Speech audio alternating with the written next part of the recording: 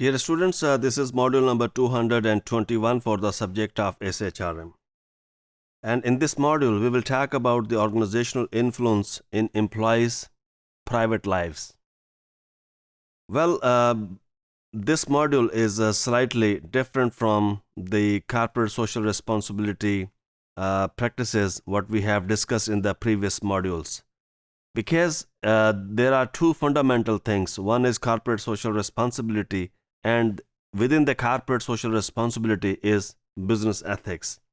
So this module and the next two modules are drawn from another textbook or from another source.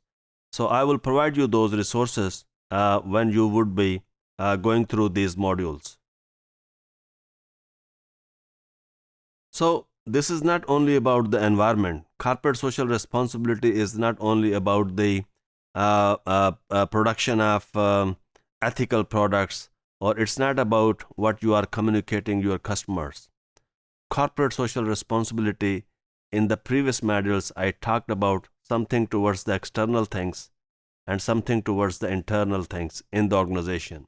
When we talk about the corporate social responsibility towards the external stakeholders, actually we were talking about the society in general, we were talking about the consumers and financial institutions and government.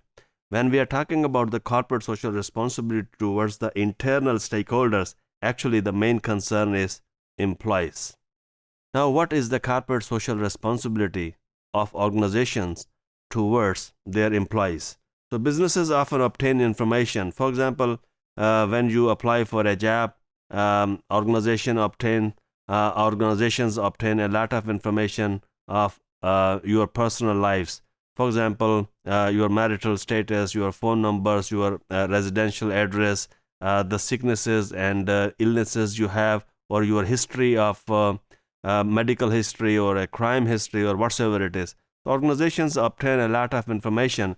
Actually, they are invading into your personal and private life.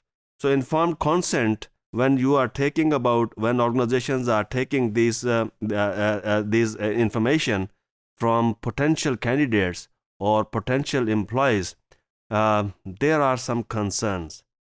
Is there any informed consent taken from the employees? Let me make it simple.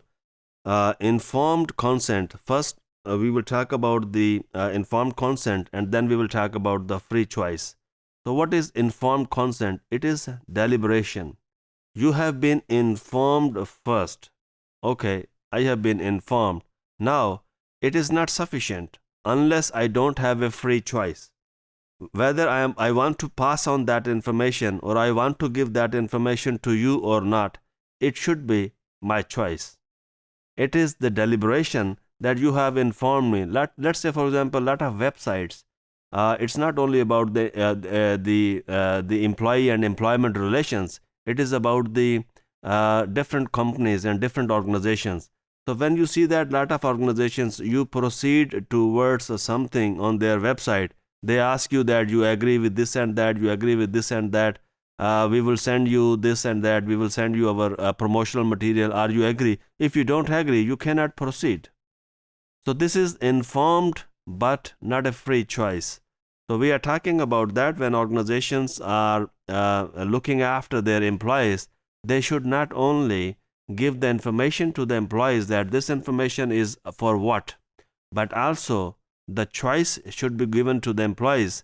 If they want to share that information, it's okay. If they don't want to share, they should not be stopped or hindered from progressing further in the organization. So our concern for privacy has three aspects. We want to control the intimate or personal life.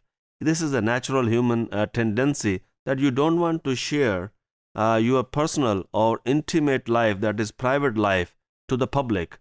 Yes, with some people, but not to everyone, or not to the organization. So the second thing is we don't want our private selves to be display on the public. For example, it is on the media, or for example, if it is in the documents or books or in any publication.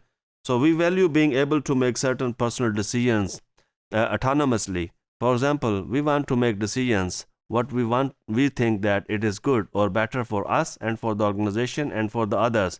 We don't want to be controlled all the times that, okay, this is what you should do.